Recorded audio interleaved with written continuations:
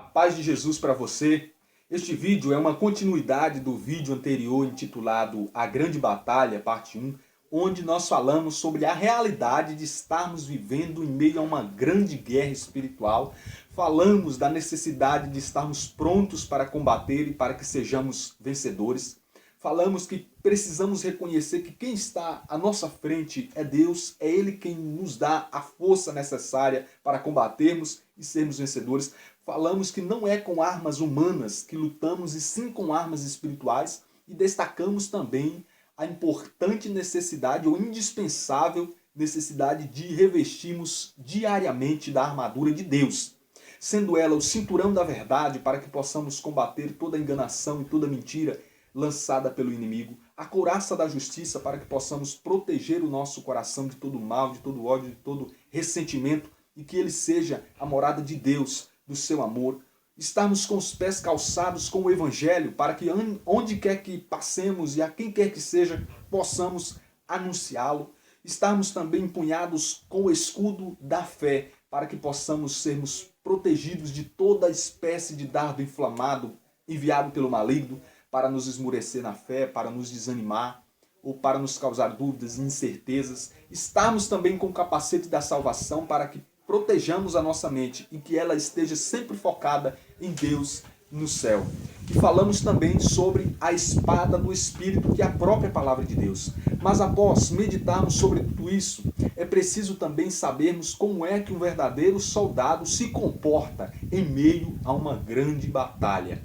E é por isso que nesse vídeo nós iremos destacar dois pontos onde iremos aprofundar um pouco sobre essa realidade. O primeiro, meus amados irmãos e irmãs, é a resistência. Todo soldado em meio a uma grande batalha precisa estar em estado constante de resistência.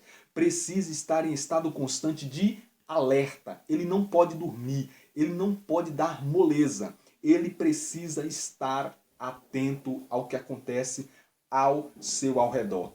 É por isso que em Efésios 5,14 vai falar: desperta tu que dormes. Porque se você der brecha, o inimigo virá e destruirá você. A palavra em Mateus 26,41, quando Jesus está no Getsemane, Jesus pede para que os seus discípulos mantenham acordados e orem. Porque ele vai dizer: vigiai e orai, para não cairdes em tentação, pois o espírito é forte, mas a carne é fraca. Então, meu irmão, nós precisamos estar nesse estado constante de alerta, porque o inimigo também não dorme. Vai dizer 1 Pedro 5,8, sede sóbrios e vigiai, porque o vosso adversário, o diabo, rodeia ao vosso redor, procurando a quem devorar. E por isso a necessidade de estarmos em constante estado de oração. 1 Tessalonicenses 5,17, orai sem cessar. Jesus também falou que é preciso rezarmos sempre, sem jamais deixar de fazer, e ele dava testemunho disso.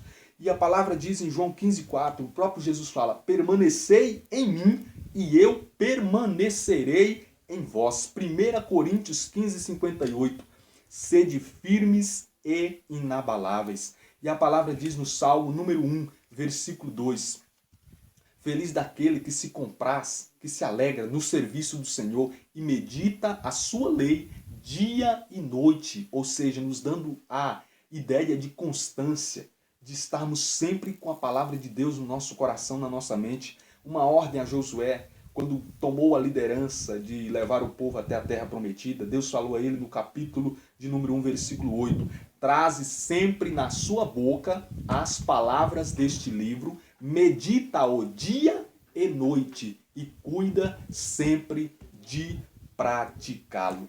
Porque, meu irmão, se nós não resistirmos ao diabo, ele virá com fúria sobre a nossa vida e irá nos destruir. Então precisamos estar fortes na oração, fortes na palavra, sempre em Deus, porque como nós falamos no vídeo anterior, tudo posso naquele que me dá força. Se estivermos nele, não seremos derrotados, não seremos jogados no inferno. Tiago 4,7 vai dizer: resisti ao demônio e ele fugirá para longe de vós. Você olha para Jesus em Mateus 4, sendo tentado no deserto, vai dizer a palavra que ele foi tentado 3 vezes, e nas 3 vezes Jesus resistiu.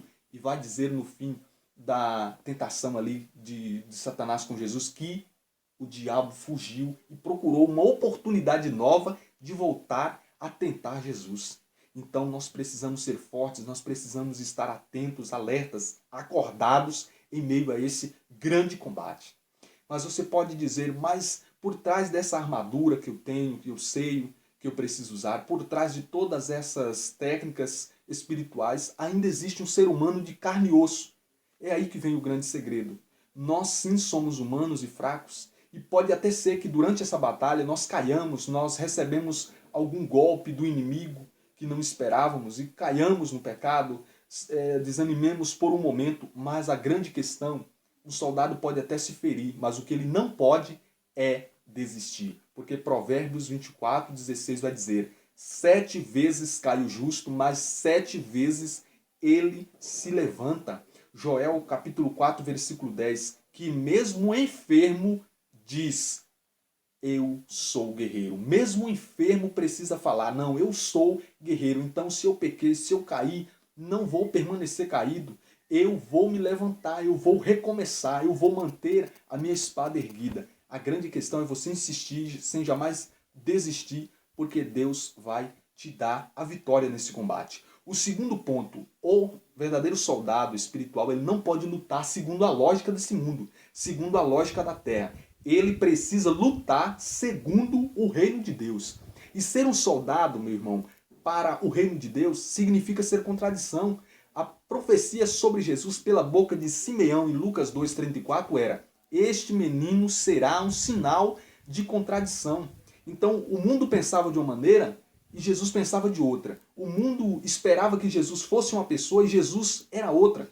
Então muitos pensavam que Jesus fosse um grande político influente que iria libertar o povo judeu da opressão romana, mas a verdade é que Jesus veio para libertar o povo da opressão do pecado.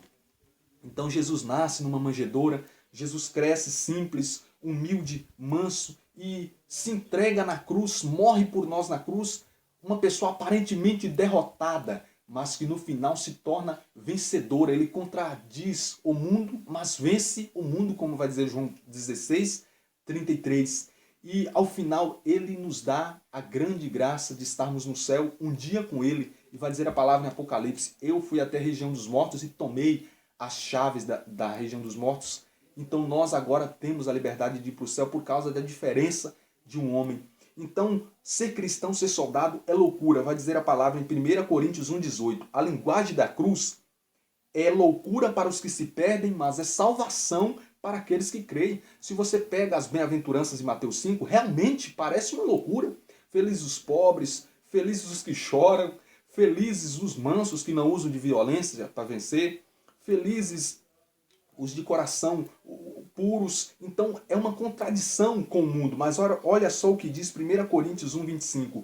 Pois a loucura de Deus é mais sábia do que a dos homens, e a fraqueza de Deus é mais forte que a dos homens. E é por isso também que está escrito em 1 Coríntios 1,27. O que é fraco no mundo, Deus escolheu para confundir os fortes. Você lembra de Davi, pequeno, simples, diante de Golias, gigante? Golias vai em direção a Davi, Davi vai em direção a Golias, mas quem vence? Davi. Jesus usa dos fracos para confundir os fortes nos dias de hoje. No Antigo Testamento, Deus usou um menino fraco, minúsculo, para vencer um grandioso Golias que lutava e bradava diante dele. A palavra diz a Paulo, 2 Coríntios 12:9, na fraqueza que se revela totalmente a minha força. 2 Coríntios 12:10, quando me sinto fraco, aí é que sou forte.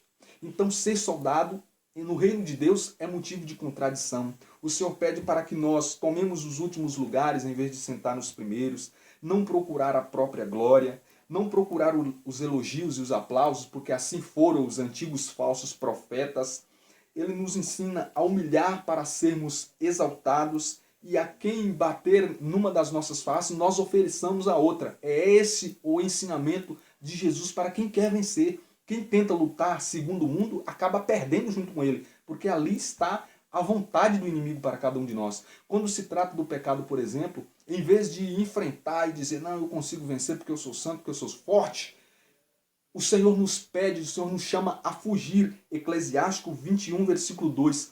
Foge do pecado como se foge de uma serpente. São Felipe Neri, um santo da igreja, vai dizer: na luta pela pureza, para que você seja puro, só vence quem é covarde, ou seja, aqueles que fogem. O que aconteceu com José no Egito quando estava na casa de Potifar e a mulher de Potifar deu em cima dele para que ele dormisse com ele? Ele fugiu. E ao contrário, Davi, quando estava no terraço e viu Betsabeia nua, em vez de ele correr, ele continuou ali e acabou caindo no pecado com aquela mulher. Então por isso que fala em 1 Tessalonicenses 5:22, afasta de toda aparência do mal. Então a palavra também diz em Eclesiástico 3:27, quem ama o perigo, nele perecerá. Essa é a lógica para que nós sejamos vencedores. A luta verdadeira do reino espiritual contradiz com tudo aquilo que é humano, que é mundano. Após tudo isso, irmão, nós poderemos falar como Paulo em 2 Timóteo 4:7, combati o bom combate. Resta-me agora receber a coroa da justiça que me é reservada. Mas nenhum atleta, vai dizer 2 Timóteo 2:5, é coroado se não tiver lutado segundo as regras. Que nós possamos tomar posse de que nós somos guerreiros e em Deus nós somos vencedores, para que nós possamos vencer esse combate espiritual que está rodeando a nossa existência, as nossas famílias, a nossa igreja, e um dia nós possamos também, como Paulo dizer, eu combati o bom combate, agora resta-me receber a coroa da justiça que me é reservada. Obrigado pela sua atenção, que a palavra do Senhor possa trazer conforto, trazer edificação ao seu coração. Até a próxima, em nome de Jesus.